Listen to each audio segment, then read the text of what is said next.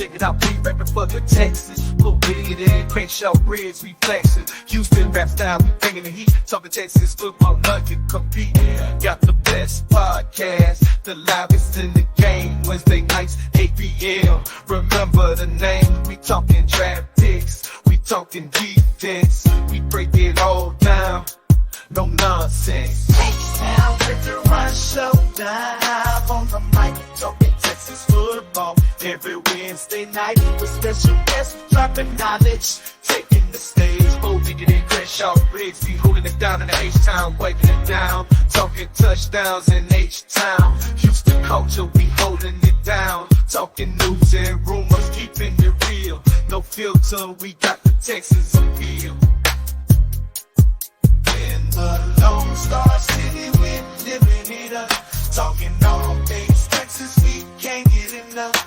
From the football field to the concrete jungle, we're ripping H-Town. Ain't nothing humble, bitch. Hey everyone, welcome back to the Texans Fan Battle Podcast, brought to you by Fan Battle Sports. I am your host tonight, Matthew Briggs. And as always, I got me some amazing people with me, my co-host. Tonight, I got Mr. Bo Diggy himself. Hey, what's happening, y'all? And always with me, I got the messenger, Mr. Kenneth. What's good, everybody? What's good, Texans Nation? And guys, if you listen to the podcast, we know these guys are friends of the show. If you listen to the Any Texans podcast, you know this is the best one. Mr. Coty Davis from Locked On Texans, probably the best one by far. What's going on, brother? Man, thank you so much for the kind words, and thank you guys for having me, man. I really do appreciate it. Some exciting times here in the city of Houston. Absolutely. Coty, we know you have you for a short time because, you know, you got to do your podcast as well, so we appreciate you coming on. Yes, sir. Before we talk to you about anything else, let's address the elephant in the room. Me and you talked about it in pre-production. Let's talk about this fight. Oh, well, not fight, but this little scrimmage that was on the field today. Well, you were there. Tell us about it. It was nothing, plain and simple. I mean, literally what you saw was two sides of the ball, both the offense and the defense. They're competitive, and that's one thing that Coach D'Amico Ryans has talked about time and time again. Every time these players step out here on the practice field, man, they are literally going at one another. Now, what I would say, and it's something that I'm going to discuss on Locked On Texans, so I'm giving y'all a little preview of what we're going to talk about. You know, I would say, well, this is what. Yes, today was day 6 of Houston Texans training camp, and this is probably the third, maybe the fourth day where I came away saying that the defense was the better side of the ball. Now, that played into it in some, form of fashion. I know a lot of people see, the main video that's going around between Derek Stingley Jr. and Dalton Schultz. However, it kind of started after CJ Stroud completed a pass to Stephon Diggs, and Jimmy Ward, came down with a little tough hit, just like, oh, okay, what was that about? But, at the end of the day, man, what you guys saw with that fight was literally just, first of all, let me just say the respect is there, but most importantly, the competitiveness is there. And I'm pretty sure by now, Dalton Schultz and Derek Stingley Jr. and everybody else in the Texans locker room is probably laughing and rewinding and listening to the fans, fight. Is there a turmoil? It's nothing like that. I mean, it's competitiveness, and that's what you want to see, especially when you are looking at a team like the Houston Texans. If we're being 100% honest, this is a team that has a chance to represent the AFC in New Orleans come February. Absolutely. Kenneth, you probably been seeing all of it. Everybody's already blaming Diggs, saying Diggs is a diva. Can't have nice things around Diggs. What's your thoughts about this whole ordeal? Man, first off, let me talk about that. The people that want to come for Diggs and put in the captions that Diggs get into a fight at camp and all that, like stuff is just, we know that's gonna happen, but it's like at the end of the day, it's childish, and we all know it's for the views. But as far as the video, I saw what happened and like the story behind Derek Stingley doing what he did. And I'm not going to lie, right off the back, I'm like, oh my goodness, come on, Jimmy. Like it kind of made me think about what happened between him and Hopkins. And I'm just like, yo, don't get into it with your teammates. But at the end of the day, I wasn't there, so I don't know. I didn't know the full story. But it turns, I did more research into it and looked at more videos. And basically, it was really, of course, Dalton sticking up for Diggs. It didn't get that much bigger than that. But then I guess it got riled up in Stingley, and Dalton got into it. And definitely wasn't expecting that from Sting. But at the same time, it's kind of like, hey, are we waking up a dog out of Sting? Like, nobody would expect that from Darius Stingley. But at the end of the day, I really just hope. I'm pretty sure it's not that serious. Everybody being competitive as men, you know what I'm saying? When we playing sports, most of us like to talk trash. Most of us are competitive, and it's just the energy is always there. Like just playing pickup basketball. When I play pickup basketball, it's always trash talking, people going there. And at the end of the day, at the end of the game, hey, good game, bro. Good game. You know what I'm saying? So hopefully it was just that. And yeah, man, I don't think it's that serious. And I hope they squashed it and talked about it in the locker room, like you said. Absolutely. Well, we know on TikTok you're already talking about it. So what's your thoughts about it, brother? Yeah, man, just just competitiveness. Everybody just at some point, most NFL players say through training camp, you get tired of going against each other. So things get heated, and it might be a little scuffle here and there. And to be honest, I think that's what coaches really want. At the end of the day, coaches want that energy during training camp, during practice. And sometimes they may even be in planning. They be like, yo, Sting, yo, Dalton say you can't cover him. You know what I'm saying? They like, yo, Diggs, they say you can't catch on Kamara. Yeah, you can't catch on Jimmy Ward. So, they try to just, start a little tension, get the juices flowing, get everybody, going, put on a show for the people that was there for training camp. And it's all good and fun. Like you said, no one wants to get hurt. No one wants to, really throw hands. Just a little, it's hot out there. It's Texas, Houston. It's hot out there. They get a little scuffle.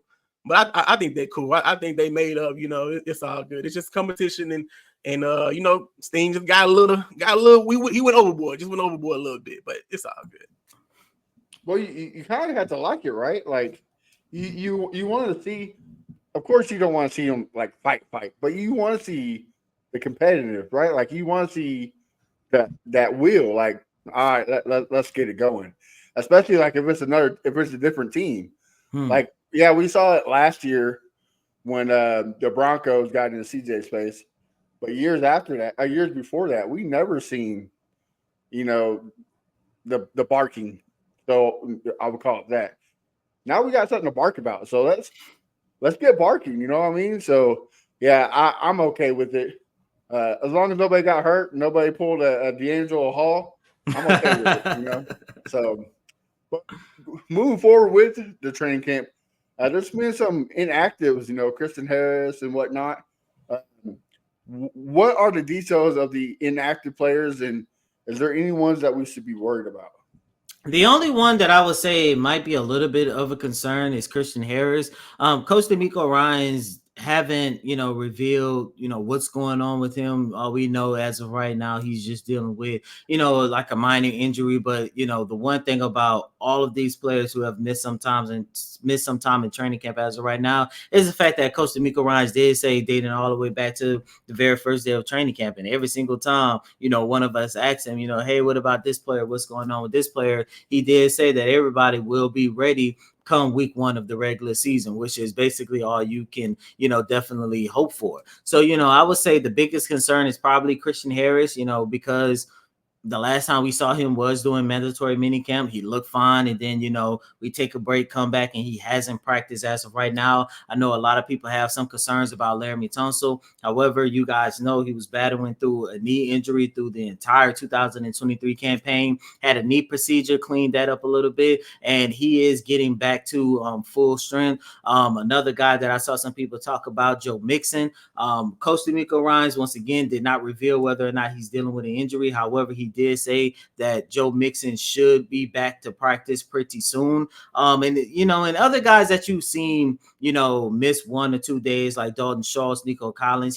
It seems like the Texans have everybody on a load management type of schedule, especially considering that the Houston Texans did start training camp like a week and a half earlier than majority of the NFL. We all know it's because of the Hall of Fame game that's going to take place, I believe, next Thursday, if I'm not mistaken.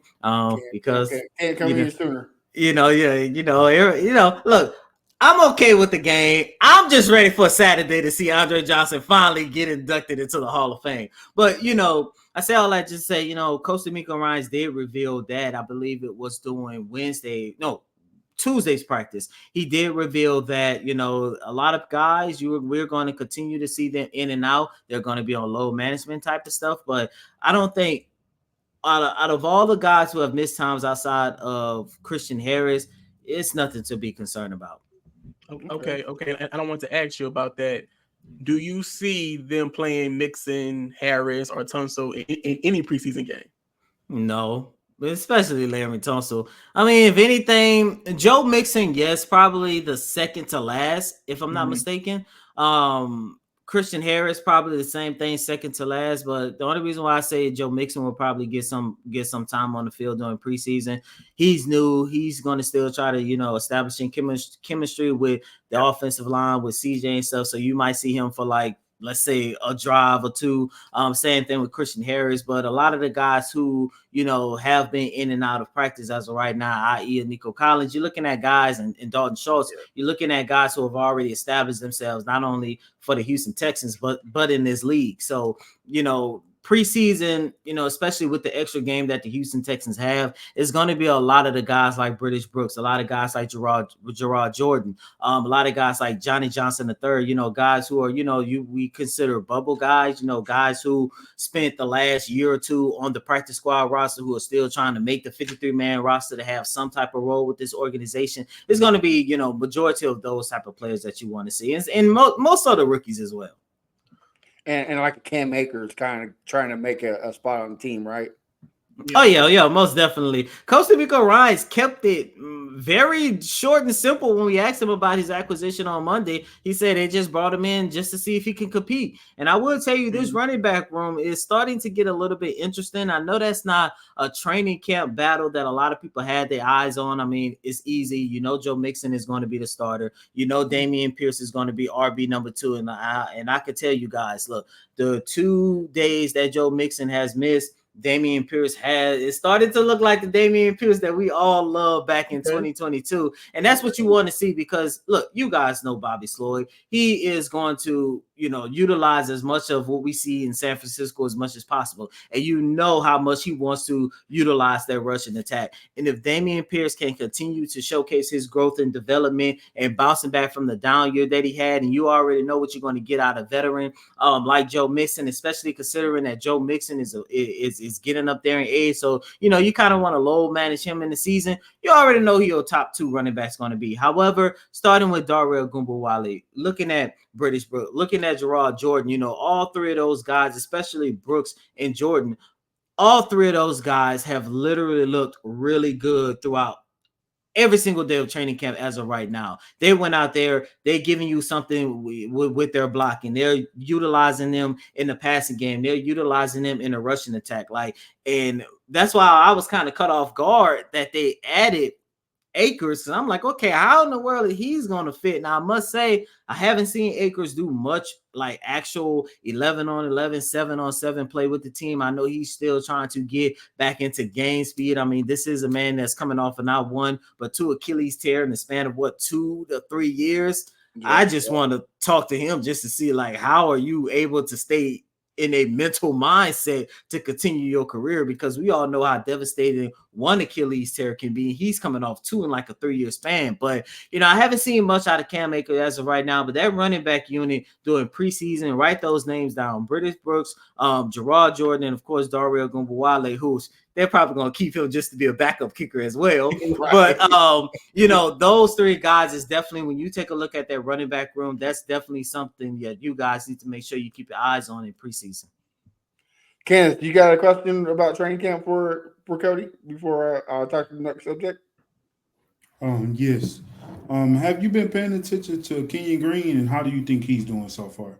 I love it. I love everything that I've seen out of Kenyon Green dating all the way back to OTAs, man. You know, the one thing that I would say about Kenyon Green is the fact that this young man, he went through a lot his first 2 years, as you guys know. And you guys follow Sarge as well, right? And Sarge literally just dropped a really good article, talking about, Kenyon Green's growth. He had an opportunity to speak to him one-on-one. So I encourage you guys to go check it out.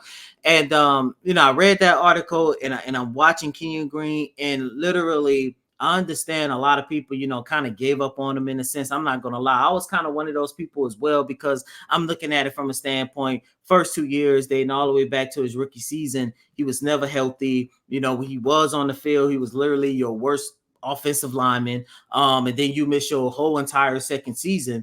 Look, that's a recipe for disaster. However, going all the way back to OTAs, when I looked at him take the field and I looked at the fact that he got himself in better shape, and I'm looking at him holding his own against that interior defensive line, holding his own against that entire defensive line, I'm telling you, man, Kenyon Green is going to be one of the guys that at the end of the season, everyone is going to be impressed about. That young man has literally took that year off, got himself in a better mental state, got himself, in a better, body shape. And you can tell everything that he's been doing, is getting back to the player that the Houston Texans thought that they was getting back in 2022. One of my favorite moments of training camp as of right now, I want to say, I believe Tuesday, we had an opportunity to talk to Titus Howard, and somebody asked him, what is the biggest growth that you've seen out of Kenyon Green? And he just said his maturity, just how the way he is carrying himself now. And that says a lot about the improvements that we've seen from that young man. And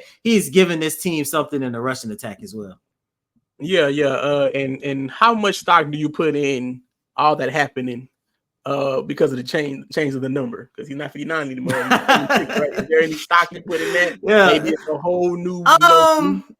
I would say maybe 10%. I'll put it in there because look, numbers mean something. And after they hired Coach DeMeco Ryans, and everybody started with 59 and looking at camp, that number meant something. I say as of right now with the Houston Texans, there's certain numbers. It's like, man, you got to be on it if you wear it. 99, which of course nobody's gonna wear that. 8, nobody's gonna wear that.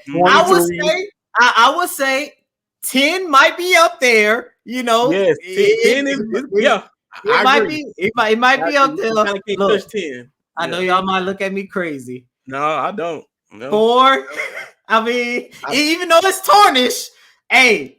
I think that's why you don't touch it. Yeah, exactly. Right. It's tarnished, but at the same time, and look, hopefully in the next 10 to 15 years, 51 and 7, their numbers up there as well. But 59 is definitely in there now. Yeah. I even say 23. 34 because 4 is the reason we here. 4 is the reason we got 7 and 50. Yeah. You it's because of that. You also got to pay respect to number 23. I think that's a number you can't touch either. Yeah, you're right. You're right. Well, see, with the whole Kenyon Green, I do believe, like you said, change of mindset. He got here when, let's face it, the Texans was in the toilet. It was a bad situation. We didn't know where we were going. We didn't know what the rebuild was going to look like. So when you come into there as a rookie, your mindset has to be right. So if you're in the mindset we losing, your confidence is low. You feel like you're not the same player. You feel like it's your fault. We're losing. People are writing articles. Media is saying, "Why don't we take you with that pick?" And so you start second guessing yourself. So I feel like maybe Tunsil or the leaders, whoever on the offensive line, got around him. Build confidence in him. Talk to him. Build him up instead of breaking him down. And maybe that kind of like, hey, Kenyon Green says, "Hey, I'm on a winning team. We have this great quarterback that we believe will be a franchise is just crazy, just amazing in the future." And we have something here. Let me get my mind right. Like you said, let me get my body right.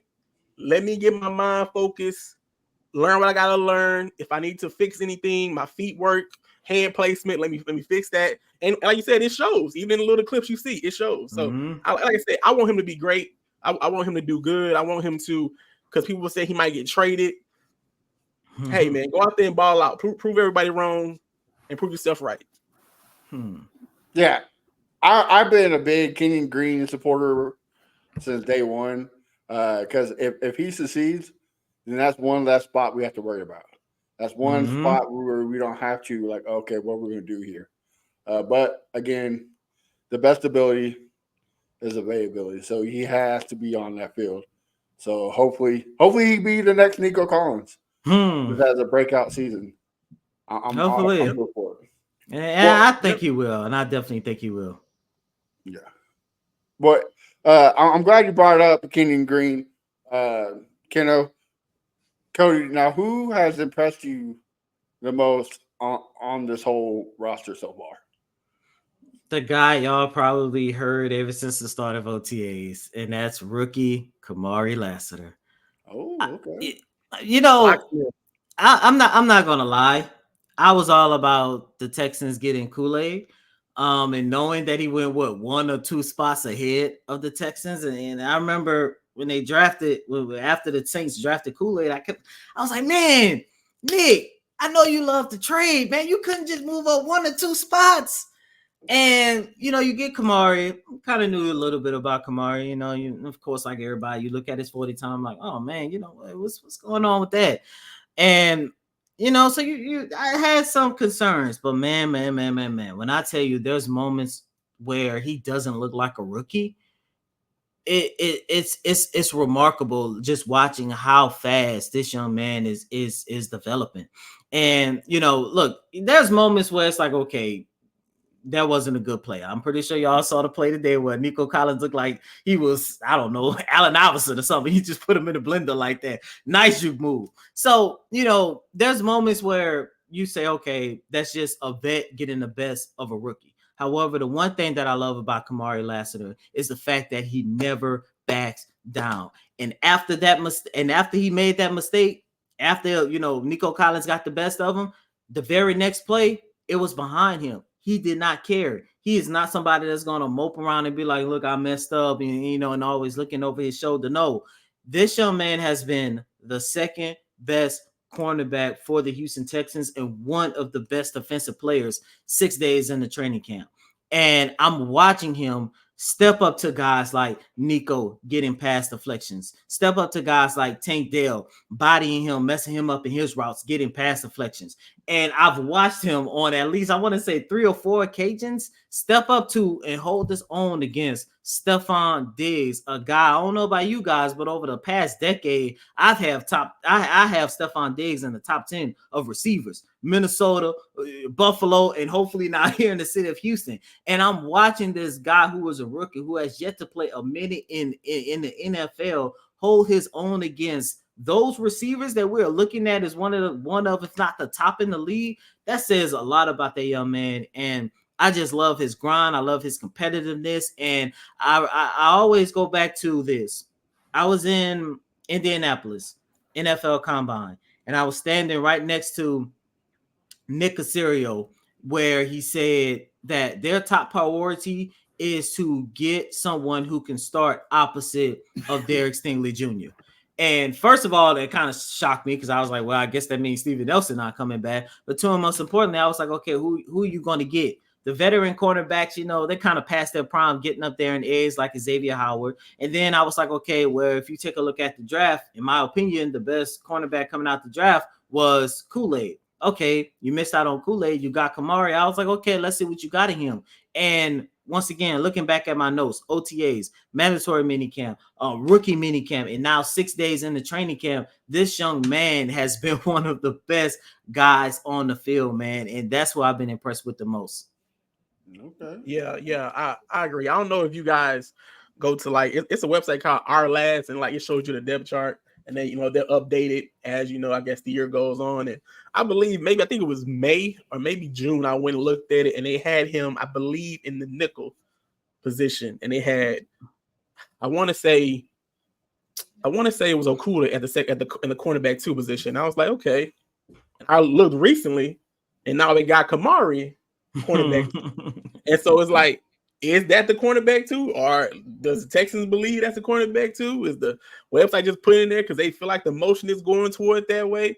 And so, like you said, you see the clips of him just doing amazing, you know what I'm saying, coverage, crazy, knocking the ball out the receiver's hands, and like you said, for a rookie, it's like, wait, he's just a rookie doing this, and then you see him on the field, you know, trying to get the, you know, the insight and the knowledge of the veterans, and so I'm interested to see on day one against the Colts, is he gonna be cornerback number 2? I definitely think he will. I think I started giving him that honor after mandatory minicamp, but you know, watching the way he was able to hold his own against Stephon Diggs once again, I believe that was during Monday's training camp. I was like, yes, he's CB number 2, plain and simple. Yeah, especially. I'm not saying they're going 100 full speed, you know, give them all 100, but they're not going like they would in a real game. Once the game starts, the pass rush will be there, the pressure will be there, so that's going to take a lot off of Stingley, Lassiter, the secondary, because that pass rush being there. So yeah, I can't wait to see all of it combined. Like, this has to be the most stacked roster we have ever seen in Texans history on the offense and defense. Oh yeah, and I 100% agree. You know, there was a moment during mandatory minicamp. I'm looking at CJ take the field, and it was just the offense. They were just going through something. It was the first team, and I saw CJ take the field with Mixon, Dalton Schultz in the backfield, and your 3 wide receivers was Tank, Nico, and Diggs. And I was like, this got to be the greatest team that the Texans have ever had in franchise history. I mean, and you can almost say NFL history. Like, this is like, I know a lot of people ain't scared of the Texans, but they better start getting scared. Like, this is a scary recipe. I'm glad you brought up Lassiter. We've seen that Petrie has been playing a lot of nickel, and there's been some rumors about maybe Justin Simmons signing. Is there any truth to this, or is it all hearsay? I don't really know much about the Justin Simmons signing. I just go back to what Nick Caserio said during the first day of training camp last Thursday.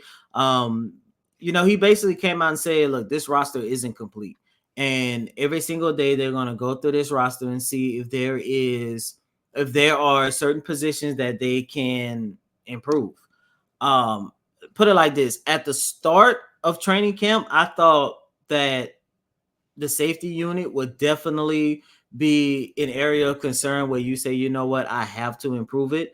I still feel that way to a certain extent. However, if they want to split that 18 million and utilize it to another position group, I will also understand it as well, because you have another, you know, rookie that's been, you know, flying under the radar a little bit in Kalen Bullock. He has looked pretty decent. I'm not saying that he's going to start, but just watching him get some burn with the first team. And as you mentioned, you know, them exploring putting Jalen Petrie in the box and stuff. It's just like, okay, you could kind of see they're literally probably, you know, doing their due diligence to make sure whether or not they're going to use that money in order to bring in another safety. Justin Simmons, I don't know if that's going to be him, but I wouldn't be surprised at the end of the day. Yeah, and that goes back. I'm glad you said that about Petrie at the nickel, Matt, because I wanted to ask Coty, do you think that's more of he's a great blitzer and can make plays in the backfield, or is that more of we are afraid him back there covering? I would say that he's a good blitzer, plain and simple. And I say that because I think some of the best games that we've seen out of Jalen over the last couple of seasons has been when he was utilized like that. And then also the one thing that I've noticed about Jalen Petrie, he had talked time and time again about controlling his aggression.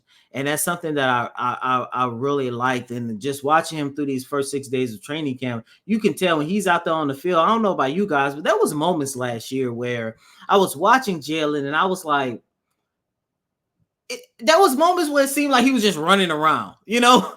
And I was just like, okay, something isn't clear. I don't know if it's the scheme or what. I mean, I'm not about to sit here and say that Lovie Smith, you know, scheme when he was a rookie was better utilized under under D'Amico Ryans. But I was like, something isn't clicking. But we had an opportunity to talk to Jalen Petrie doing mandatory minicamp, and he talked about one of the things that he had to learn this offseason was to control his aggression and to utilize his mind a lot more, because the young man is talented. Even in his down year, there was still moments where I was like, Jalen Petrie is still that guy. So yeah. I look at what he said, and I'm watching him during the first 6 days of training camp, and I'm looking at how Coach D'Amico Ryans are utilizing him, especially at that nickel position. And it seems like for him, everything is starting to come together.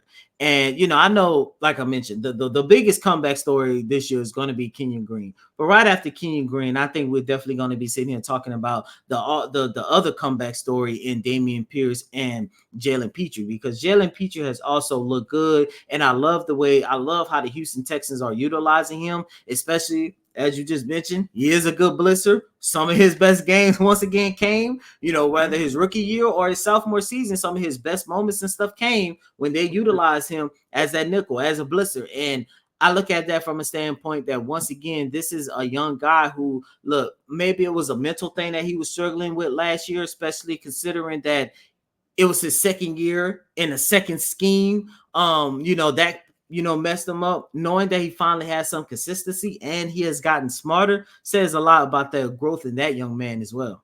Yeah, because I don't want to say Lovie Smith's defense was just simple. Tampa 2, cover 2. Hey, that's your zone. Take care of your zone. And so he made a lot of plays in that system. But I agree with what you said. Last year, I feel like, I don't know if D'Amico was asking him to do too much, or if he was just overcompensating because Jimmy Ward was out a lot of games. So he felt like he had to make more plays to make up for the fact that Jimmy wasn't out there. But I do agree, having him in that blitzing unmatched, he makes plays.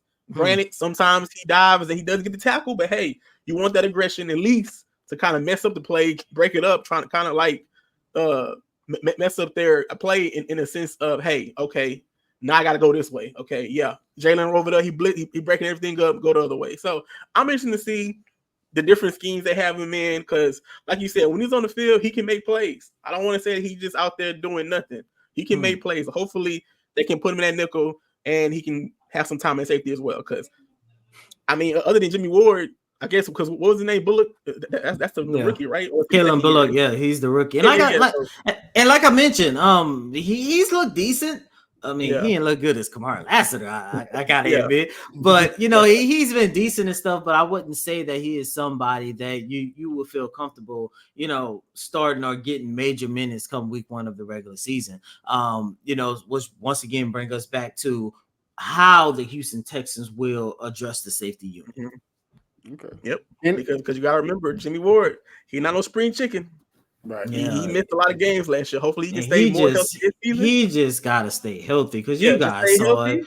When he's available, he makes a difference. But man, he just gotta stay healthy. Yeah. Kenneth, you got a question before we let Coty go? I was actually gonna make a statement about Petrie. As far as I think some of the fans, and I'm one of the fans, the only thing I'm worrying about with him in the nickel is, can he really cover one-on-one? And I was wondering, when they do one-on-ones, is he covering receivers? Have you seen him do one-on-ones yet? I seen him do a few, not too much, but I wouldn't necessarily say that would be a concern with Jalen. But it all has to do with how Coach D'Amico Ryans is going to utilize him. And like I said, I haven't seen him do too much like that as of right now, especially doing 11-on-11 play. But I know there is a reason why Coach D'Amico Ryans is experimenting with him like this. Now, what I would say is, I'm just waiting for the joint practice with the Los Angeles Rams, and I think that is going to be the day where we truly get a sense of how they're going to utilize Petrie for this upcoming season. Because whether it's the nickel, whether it's safety, he's going to have a better year than what we saw last year from that young man. Okay. Well, fellas, any other questions for Coty before we let him go? No, I'm good. All right. Great stuff. Well, Coty, thank you for coming on. I did promise Crenshaw something. He wanted me to tell you that you look a lot like DJ Screw. So, I mean, that's an honor. That I mean, he is a Houston legend, so that is an honor. But he just wanted me Okay. to tell you, you look like DJ Screw. I appreciate that, my guy. But Cody, why don't you tell everybody where we can find you on social media and what you got cooking, so that way we can support you. You can follow me on both Instagram and X, but mainly on X at Coty Davis _24. Once again, that's Coty COTY DAVIS _24. Talking about numbers, I think in the next 10 years, 24 is going to be another special number here for this organization. For the guy that goes by the name of Derek Stingley Jr., another guy that's looked phenomenal throughout training camp. You can follow my work over at Texans, Sports Illustrated. Houston Texans. They changed up the name, so I'm still trying to get it, but Houston Texans Sports Illustrated. And also, I'm pretty sure you guys like the Houston Rockets as well. I'm on the beat for that team as well. You can follow all my work over at Sports Illustrated covering the Rockets as well. And as always, Locked On Texans on all your favorite podcast streaming services. Real quick before we let you go, can we believe in the Great White Hope, or is he just a flash in the pan? Reed Shepard? Yeah. That boy could ball. Right. That boy could ball. I know there are moments where it's like, well, it's just some elite block. No, Reed Shepard could ball. I thought, put it like this, I thought that he was just going to be like, JJ Reddick, a guy that you just throw out on the perimeter, passing the ball time to time. He knocked down the timely three. That boy could ball. That boy could ball. Yeah, I know it's about Texans, but he asked a record question, so I'm gonna ask a record question. Did they sign Fred VanVleet too fast? Should we move off on him? No, and it goes back to something that you said earlier when we was talking about Kenyon Green, how when the Texans got him, it was a dumpster fire, and you need certain veterans to lay the groundwork to help these young players. And when you said that, that was probably arguably my favorite moment of this podcast, because a lot of people don't know. When you have a rebuilding team, and I cover two of them, the Rockies and the Texans, you need to have veterans both on the field and off the field, both on the court and off the court, to help these young guys. Because if you don't have them, they're just out there basically doing whatever. And that's when you get the 9-game losing streak, the 15 games losing streak. But when you have someone like Fred VanVleet, and here's the part, I know a lot of people in terms of the Rockets is going to be really excited to see, Reed Shepard, and, they're going to want to see him get minutes and all this other stuff. But I guarantee you one thing, if you like Reed Shepard now, the year that he's going to spend taking a step back and learning behind Fred VanVleet, who a lot of people say his skill set is similar to, in the next 5 years, you're probably going to get a better version of Reed Shepard, because he's going to have the opportunity to learn from a really good veteran like Fred VanVleet. Yeah, I agree, because to be honest with you, I think Fred helped Jalen settle down a little bit. Yeah, he helped the whole entire roster. Jalen was a little wild when he first got there. Fred like, come on, man, let me talk to you for a second, little bro. So you can't be hanging out with your homeboys like that no more, guy.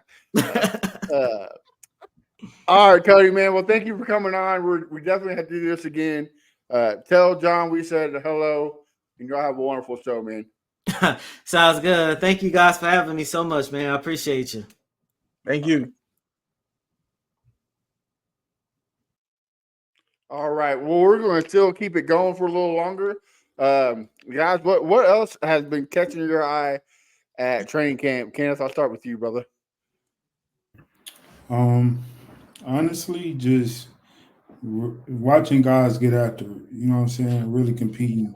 And like he talked about, like Coty talked about Kamari, it's a good thing to see a rookie not think about his mistakes so much and just put it behind him. And, continue to push and keep going and go hard each and every play, and willing to learn, willing to grow. And the fact that people are saying he's cornerback 2 says a lot, because he's a rookie, and you have 2 guys that was drafted in the first round. Of course, they both had similar situations with the team they was drafted to, and then got traded to different teams, and they was okay, good. But of course, we wasn't expecting him to come in and be cornerback 2. Some people saying, man, should we hit up somebody and try to get another cornerback on this team, or should we just see how it goes? And to see people saying Kamari is looking like he's cornerback too, man, I'm excited. I actually can't wait to go to the practice on Friday and, you know what I'm saying, see it with my own eyes, you know what I'm saying, live in action.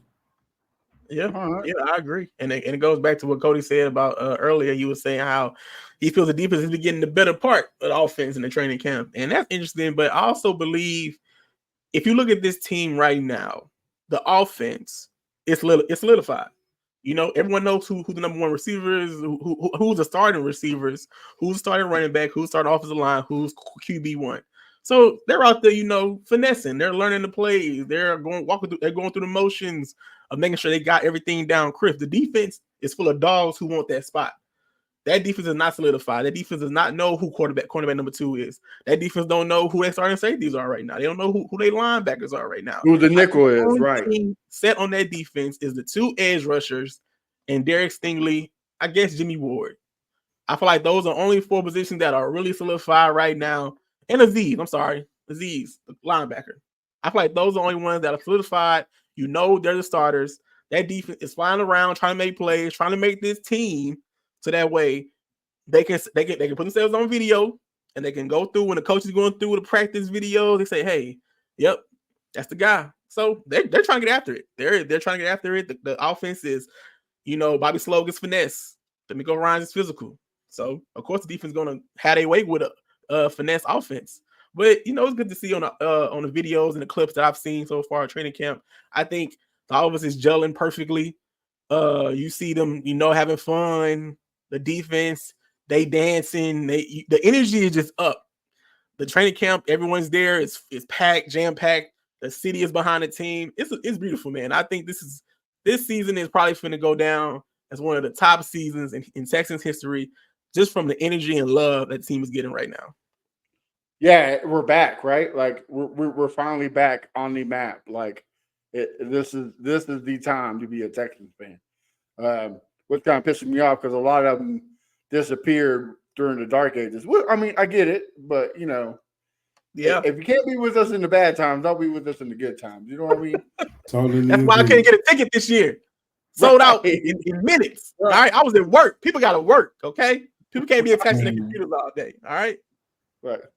But my thing, like my biggest takeaway is you know, people like Coty and Chancellor, they all on Twitter, you know, they at the end of practice they'll say, well, the offense and defense had some good reps, but I'll give it to the defense today. Or I give it to the offense today. Well, like Coty said, the defense has been coming out. And everybody's like, oh man, CJ Stroud, sophomore slump. Oh, this offense. Oh, Stephon Diggs is the diva. Oh, guys. Bo, you said it perfectly, right? Like the offense knows what they are. They know their identity. So what a perfect time to try things you're not going to try in the game. Let's do something different. And this offense is easily top 5 offense, right? Like who do you put ahead of us? The Chiefs, the 49ers, the Lions. Chiefs, that's probably it, right? Yeah, Lions. Yep. I guess if you love the Dolphins, you put Tyreek Hill and Waddle and Tua, but I agree. It's a top 5 offense in my eyes. I don't care what nobody says. So if your defense is beating the top 5 offense, why are you mad? Exactly. That defense is going to go crazy. The defense is going to go crazy. Exactly. That's what we want to hear. You know what I'm saying? Yep. We don't want to hear defense getting toe up in practice and, you know what I'm saying, CJ having a ball and just doing things and you know what I'm saying, magic happening. We don't want to hear that. You know what I'm saying? We want the competitiveness going on. We want the competition going on. We want to see that. And that's why, like, the fight, I'm not going to lie, first when I found out, I'm just like, bro, like, come on. But at the same time, it's like, man, you want the competition going on. You know what I'm saying? As long as at the end of the day, as long as they squash it, you know what I'm saying, man, I was tripping. You know what I'm saying? As long as that's going on, that's a great thing because that's only going to make them better and grow and come together even more. So, yeah, man. I'm telling y'all, it's hot in Houston. The humidity, the pads. You be seeing things. He thought Dalton Schultz was doing the Cowboys when he saw Dalton Schultz. He didn't know. Stingley didn't know, man. Right? Man, you step outside, you sweat 1 second in Houston right now, man. It's crazy. Well, and everybody said as soon as all that settled, they went right back to practice. So it seems like everything's like we said. If you ever played a sport, you know tempers get flared no matter Oh yeah. practice, Yep. a game. Like you can't stop that. Yeah. Like that's being a man. Like you're going to be 100 whatever you do. Mhm. And like I said, like you want to see that from your guys. Yes. Like, oh, you talking shit to my boy? All right, well here we go. I don't give a fuck if you're on the same team or not. Like you know what I mean? Like you The want to see legend. that. The legend, Andre Johnson. We will never forget that moment, and we honestly would have never expected him to do that. So I don't know how to pronounce his name. The cornerback from the Titans. Like nobody saw that coming. Yeah, nobody saw that coming. But you know what I'm saying? It's good to see that though. Yeah. It's like Matt said, it's like, yo, you've been going against the same people over and over again for weeks. Maybe I guess if you can count the mini count, whatever, how long it's been. You get tired of going against your own teammates, so it gets a little rough. I mean, emotions go a little high. You just ready to go get somebody else, and they'll get that chance next Thursday, depending on I don't know who's playing. And I don't want to jump the gun because I know we have an episode before that game. So it's interesting to see how they come out and play in that game. Yeah, I'm just tired of hearing the CJ Stroud sophomore slump. Like, guys, give it a break, y'all. Look. Yeah, we gonna hear that. I know we are, bro. I know we are. But you know, the same people that are saying this are the same ones last year when he was throwing interceptions in training camp. They're saying, "Oh, he bust. We should have got him a second. We should have got Will Levis." Oh, like no, they were saying against the Ravens, against one of the top defenses in the game, first game of the season. Oh yeah, they picked the wrong person. Yeah, yeah. We're gonna have haters gonna go. It's gonna go up even more. Yes. Like we think that people was hating on us, you know what I'm saying, a couple of years ago. It's only finna go up. People always talking about CJ Stroud and how he's being cocky, even though it's really confidence, but they saying he's being cocky. So the first time he threw a pick this season, here come the sophomore slump. You know what I'm saying? They're going to do what they do. I don't even care what they say. I'm not even going to waste my time going back and forth with people on Twitter, the Colts fans, the Titans fans, the Jaguars fans. The Texans fans, bro. Like, even them. Some of them, they not even real fans, if we being honest. Some of them not even real fans. I know they became fans in 2024. Mm-hmm. Like, I'm not always see shows, you know what I mean? Like, But to be fair, he's I feel like that's kind of why I like that they scheduled the tough games are toward the end of the season. Because you go against the Colts, Bears, Vikings, and Jaguars the first 4 games, you can come out there firing and have great 4 games, and then that whole sophomore slump could be out the door quick, fast, in a hurry. Well, and that's a good thing about what Nick Cassera did, right?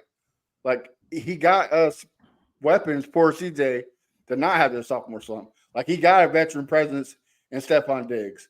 He got a hell of a defense in Danielle Hunter and Danico Autry, and what Coach just said, Kamari Lassiter. Like, okay, he throws the interception. Okay, cool. Move on. Our defense is going to take care of it. Back in the past, when we did throw an interception and our defense was ass. Yep. Like, oh man. Yep. Or Kenneth's boy, Davis Mills, where he kept the defense on the field. He wore him out. So it's a different team. Definitely. If he does have a sophomore slump, this team still can be 11-12 team with the playoffs. Yep. And I truly believe that. And it's been a while. I guess you can count the 2012, 11 team, whichever one it was, that had a balance of a good defense and a good offense. I feel like this has been a while since we had this, where we saying, hey, we're going to this season not saying, God, this defense got to help us throughout the year, or man, this offense got to help us throughout the year. You can go in this season saying, hey, it's a well-balanced team, both ends of the ball. Who knows who's going to win a game? Maybe the defense might win a game. Maybe offense might win a game. It's so many playmakers on both sides. You never know what will happen this season. So it's interesting to see. So I can't wait. This, like Crenshaw said, this is the most, for as I know, this is the most anticipated season in a very, very long time, or maybe ever. That's all I'm gonna say. Well, maybe y'all agree with me, and maybe not, but to me, last year where CJ had that streak of not throwing interceptions, I think that kind of hindered him, right? Like he wanted to keep it going. He didn't want to make that mistake and throw an interception. Well, that needs to go out the window. Like the top of the guys, Lamar Jackson, Patrick Mahomes, they all have what 10, 11, 12 interceptions a season. That's okay. As long as you have 40, 50 touchdowns, that's okay, guy. All right. Don't worry about it. And I think that's where when we got a guy like Daniil Hunter and Alcides out here, where they say, okay, man, we got this. Go ahead. You know, you threw a pick. Don't worry Let it about it. fly. We got it. Let it I think fly. that's going to happen. We got you. Right. Absolutely. And Kenneth, you got anything? good thing about him is he like once he throw an interception, learn from it, keep it pushing. Like he said, after that Cardinals game, I believe, when he talked about Steph Curry continue to shoot, he said, Steph ain't gonna stop shooting. I'm not gonna stop doing it. I'm not gonna stop slinging it. So him having that mindset as a rookie, and then of course it's only up from here. Like he grown and got more confidence now. Definitely not worrying about if he throw a pick. He gonna probably tell defense, hey, get it back for me. I got y'all. No worry, I got y'all. Y'all got my back. I got y'all back. Type thing. So the man, Yeah. this is an exciting time. Like this is an exciting time. Like really can't wait. Preseason almost here. It's going to be lit, and yeah, this season's gonna be rocking. Can't wait. It's gonna be crazy. Yeah, and it's vice versa, right? Like if the defense gives up a long touchdown, a big play touchdown, CJ Stroud will say, "Hey, man, don't worry, we got it. We're gonna go back and we're gonna get those points back." Mm-hmm. So like Bo said, this has to be the most greatest balanced team there is. And guys, we got a special guest coming in. We got Mr. Ruben. What's going on, brother? What's going on, boys? You missed all the fun. Yeah, no. I was tuned in. So you've been there at training camp? What's your takeaways, bro? It's kind of hard to get a good grasp when the rain's there. I feel like the rain really, throws off a lot of the plans. Like yesterday, it rained pretty heavy when the players were walking out the tunnel. So it was just a lot of red zone work and a lot of punt team drills. Today, it was a little bit of situations towards the end, but still, like, I'm not taking a risk with, my guys once it's raining. But I like what I see from Kamari Lassiter. The only thing is he just cannot catch the ball. And, this is something that I've been warning all my people about. Like, just get ready. Like, I'm over 3+ interceptions dropped this year for him. And, it's pretty bad how his hands are. However, I'll take him being a lockdown corner. He's a dog. Kalen Bullock, catches my eye too. The dude is like, he's huge. And it's like, man, I'm older than this guy. And this dude's just towering over me like a behemoth of a man. You could tell that when Stephon Diggs is out there, dude, that's all you pay attention to. And Landry Locker said it himself. He's like, when he's out there, like as soon as he sees Diggs, your eyes go straight there. And it's hard not to do that, right? You forget that you have to watch the other position groups because when you see an all-pro guy, it's like every time you turn and see Stephon Diggs, you're reminded that, yeah, this was the big acquisition to get us to the AFC Championship, get us to the Super Bowl. And I had said this yesterday, and it was the same thing today. Like, normally when the players are on the sideline, of course, they're paying attention, but they're also joking around, like kind of hurdle together. You haven't seen that the past 2 days. These dudes are just consistently watching what's going on the field, talking to each other. The only dudes who are having fun are the guys who are not practicing. So like yesterday, Nico Collins and John Minchie were having a good time, just, joshing around, but everyone else is locked in, man. And, the crowd, its expectations are high. Expectations are the same. It's not just us, right, who think, oh, we're going to the Super Bowl. It's them as well. So, dude, it's fun. It definitely feels like a business trip when you go to. The Texans have done a fantastic job of putting it together and making it entertaining for families and stuff like that. So, other than that, bro, I just can't wait. We have a game in a couple of days. And, next thing you know is week 1 against Indianapolis. And that could be even better. Ruben, we talked about the elephant in the room already, but I want to get you were there. What's your take on the whole shoving match that took place today? I don't care. I don't Right. care. And like, That's pretty much what we're. yeah, like people need to understand that like the game we're playing is barbaric, is physical, and you're literally trying to kill the guy in front of you. And we've seen it in other sports, right? People get frustrated when they consistently go against the same competition, right? We've seen it in the NBA finals, right? Or playoffs, games 4 or 5, they're always chippy. And we started training camp early because of the Hall of Fame game next week. So of course these guys are gonna get frustrated easy. I didn't like how everyone was already saying, you see what happens when Stephon Diggs on your team. That's when I did get kind of upset in a weird way, which is crazy because he just got here on the H. But it's just like, dude, like he goes for a pass over the middle, gets lit up. It happens. Dalton Schultz gets up and says some words. Now, if you remember at last year's training camp, Dalton Schultz got knocked out by Jimmy Ward. And Dalton Schultz was out for a significant amount of time. And it's crazy how it was close to like literally like a year apart. It was on my camera. Like I had photos of Dalton Schultz on the ground like this. So Dalton Schultz is like, oh, hey, I remember when that happened to me. Like, however, that's Stephon Diggs. Like, dude, chill the fuck out. And when you look at the video again, Derek Stingley comes from like on the other side of like the field. So he must have been head hunting. I wonder what was said, but you see Aziz Al-Shaair following Stingley. You see number 13 in white. I'm not sure who that is following them as well. So it was crazy, but if you are making this out of context, then I really don't know why. We haven't had drama all year. This is the first type of drama, that we got. Yeah, for the clicks and views, and that's kind of frustrating when you see it like that because that's not what that's not what we do here in Houston. Yeah. And to the people who are like, oh, this is what happens. If one practice destroys the culture of your team, bro, do you even have a culture to begin with? Right. Nice. Right. Well, It's and that's why I crazy. tell these guys, like, you want to kind of see that from your team, right? Like you want to see that gritty. You want to see that. I don't want to see sneaking though. That's what I don't want to see. I give you that. I give you that. But I'm fine with them going head up, but I love you, fuck with you, but you kind of gave him a cheap shot. So Yeah, it's like you was there today. Did they dap up? Did they kiss and make up? Did you see? Nah, bro. Nah. And then if you notice, the Houston Texans, the players didn't talk afterwards. Right? Normally we get the YouTube live, and we didn't get that today.